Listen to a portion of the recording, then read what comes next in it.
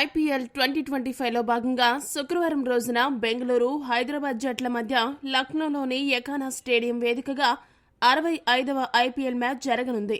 ప్రస్తుతం బెంగళూరు జట్టు పాయింట్స్ టేబుల్లో 17 పాయింట్లు సాధించి టాప్ 1 స్థానం కోసం పోటీ పడుతూ ఉండగా, హైదరాబాద్ జట్టేమో 9 పాయింట్లు సాధించి ఇప్పటికే ఎలిమినేట్ అయిపోయింది. అయితే గత మ్యాచ్లో లక్నో జట్టును ఓడించి ఆ జట్టు ప్లే ఆఫ్స్ అవకాశాలను సమాధి చేసిన హైదరాబాద్ జట్టు ఇప్పుడు బెంగళూరు జట్టును కూడా ఓడించి ఆ జట్టు నెంబర్ 1కు చేరే ప్లాన్స్ ను చెడగొట్టాలని భావిస్తోంది. లక్నో చేతిలో గుజరాత్ ఓడిపోవడంతో నెంబర్ 1 స్థానానికి చేరుకోవడానికి ఆర్సీబీకి ఇది గోల్డెన్ ఛాన్స్. మరి ఈ అవకాశాన్ని ఆర్సీబీ ఎలా ఉపయోగించుకుంటుందో వేచి చూడాలి. అయితే ఈ మ్యాచ్లో ఆర్సీబీ ఓడిపోతే నెంబర్ 1 స్థానానికి వెళ్లే అవకాశం తనకు దక్కుతుందని పంజాబ్, అదే సమయంలో తాను మళ్లీ నెంబర్ 1 స్థానానికి చేరవచ్చని గుజరాత్లు భావిస్తున్నాయి. అందుకే ఈ రెండు జట్లు ఆర్సీబీ ఈ మ్యాచ్లో ఓడిపోవాలని బలంగా కోరుకుంటున్నాయి. ఎకానా స్టేడియంలో 200కి పైగా స్కోరు సాధించడం సులభం. ఏ జట్టులో బౌలర్లు బాగా క్రమశిక్షణతో బౌలింగ్ చేస్తారో ఆ జట్టు గెలుపు జెండాను ఎగురవేస్తుంది. ఈ పరిస్థితుల్లో ఈ రెండు జట్లలో ఏ జట్టు బలంగా ఉంది, ఏ జట్టుకు గెలిచే అవకాశాలు ఎక్కువగా ఉన్నాయనే విషయాలను ఇప్పుడు మనం చూద్దాం. ముందుగా హైదరాబాద్ జట్టు విషయానికి వస్తే హైదరాబాద్ బ్యాటింగ్ ఆర్డర్ కాస్త గాడిలో పడినట్టు కనిపిస్తోంది. ఆటగాళ్లందరూ కూడా లక్నోతో ఆడిన గత మ్యాచ్లో సమిష్టిగా రాణించడం హైదరాబాద్ జట్టుకు చాలా గుడ్ న్యూస్ అని చెప్పాలి. కాకపోతే లక్నో జట్టు బౌలింగ్ విభాగం అంత గొప్పగా అయితే లేదు.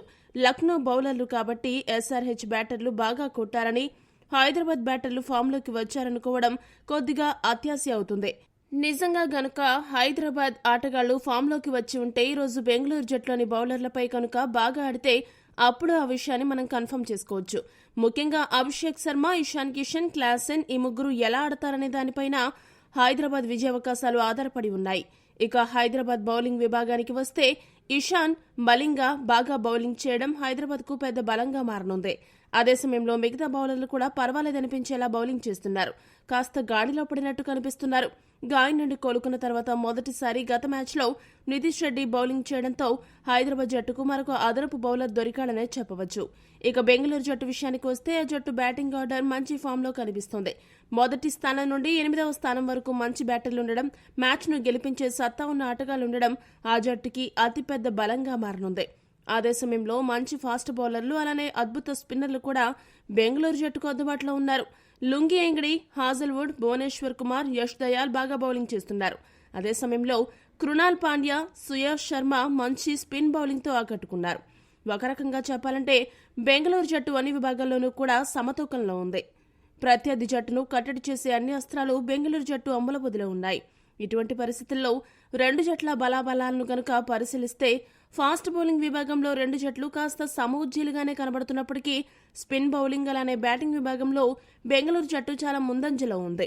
ఇటువంటి పరిస్థితుల్లో ఈ మ్యాచ్లో బెంగళూరు జట్టుకు గెలిచే అవకాశం 70% ఉండగా హైదరాబాద్ జట్టుకు గెలిచే అవకాశం 30% ఉంది.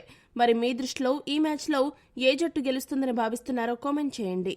మరిన్ని స్పోర్ట్స్ అప్డేట్స్ కోసం మా ఛానల్ సబ్స్క్రైబ్ చేసుకోండి.